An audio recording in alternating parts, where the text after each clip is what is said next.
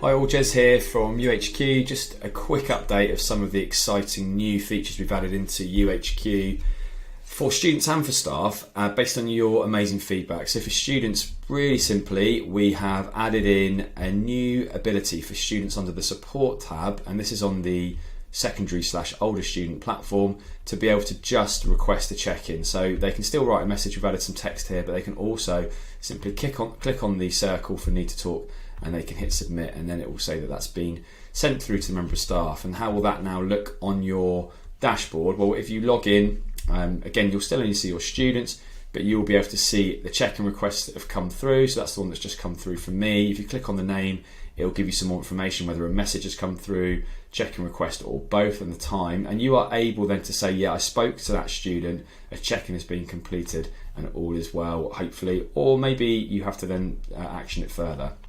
So you have that. You have on the key insights the low mood alerts still, and when you click on them you can see all the information coming through, and again you can see whether a check-in has been completed, and you can complete that quick check-in there now moving forward as well. So it's hopefully going to really help you evidence these fantastic conversations you're having with students. You've still got the same safeguarding and goals completed boxes, and now you've got a check-ins box, and again you can click on it and you can see whether the check-in has been completed, and whether it's been a quick check-in or whether anything has been typed in. So if any student has been checked in with and some more information has been typed in, you'll be able to see it there. And the low mood alerts now will come through this bell icon, and when you click on that it will show up the low mood alerts. So it will open up the low mood alerts and you can see those that are coming through. If you scroll down, we've now got these radar diagrams, so that shows you the percentage of students that are feeling a certain way, and then it gives you the emotional insights, so the contextual emotional insights for those students as well. And if you're an administrator, you can change the different year groups, and it will just come up with, let's pick a year group with some data that comes up with an animation like that. All the rest of the dashboard is the same. On the wellbeing tab, you can see the individual students still, but we've now got an overview of the WHO 5, and again you can drill down into different classes and groups and time frames.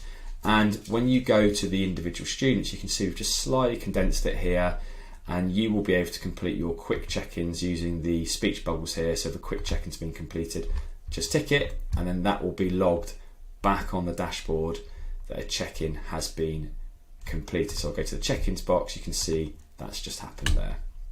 You can also change the time frame. So if I go to the last 2 weeks, and I'll just see that those numbers will go down a bit. Under the surveys tab, so this is a really big development that we've done, we're really excited about this.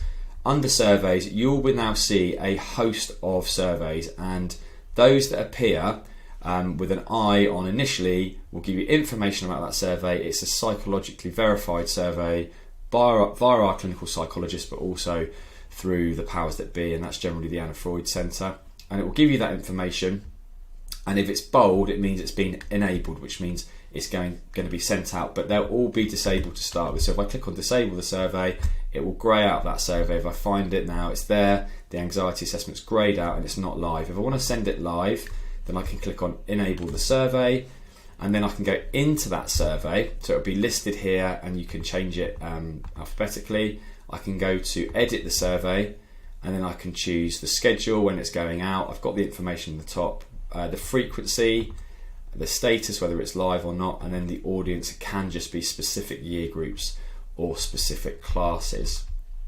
You can create your own surveys, so the psychologically verified surveys, whilst you can edit them to a point like I've just shown you, and you can also preview all the surveys, and it'll open it in a new box and it will come up with a nice design. You can see what it's going to look like. You can create your own survey, so down at the bottom you can click create your own survey, and then it will walk you through how you're going to do that. Hopefully that will be intuitive enough for you. If I show you a survey that I made earlier, being very Blue Petery, then I can go to this survey, I called it Movement and Wellbeing, and if I edit that survey, I can actually add new questions. I can change the response theme here.